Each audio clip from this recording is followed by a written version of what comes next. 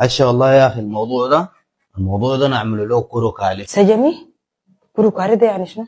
الموضوع بتاع العقد بتاع ولدنا في أها. اوروبا ده نفركشه بس. لا لا لا، طب وانا هسه قاعد اتكلم مع الجماعه في تفاصيل العرس. انا الزوله دي عجبتني وحبيتها الصراحه، ما ممكن تدخلوني معاها في حته ضيقه. هذولا والله ولدي ما يبقى كبري.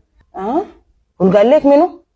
كبري بس يتصل هناك طوالي تعمل معاه امور وتمشي القسم وتفتح فيه بلاغ وتقول له انا اوبجكتيف وانا ازيس. هو يا ود ابوه، الزوله دي كان فكيناها من يدنا بتندم، وتاني منه نلقى زيها نهائيا.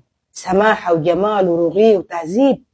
يا اخي سماح بتاع مين يا اخي؟ ما في سماح يا زولا ولا اي حاجه، ما في كلام زي ده. كبري بس اتصل هناك. ها، هو يا ود ابوه ما تجهجهني. لا لا لا، ولدي ده عام البحر ده عوم لحد ما وصل اوروبا، تعب كان داير يموت.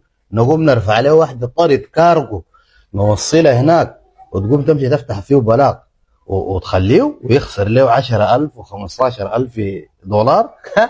كلامنا ما بيجي. داير تجغمه، لكن احنا نجغمها قبل. شفت شنو؟ ما تجغمه. الزوله دي ما شاء الله تبارك الله مشهوره وعندها متابعين، ما اظن نلقى زوله زيها تاني يا ود ابوه. شفتي؟ معروفه دي وعندها متابعين دي. ما بتنفع معي. اقول لك حاجه، شوف انت داير تعمل شنو مع ولدك. شوفي، انا غايته بتصل له أها. هسه ده بقول له شفت طوالي شوف لك كافره من هناك.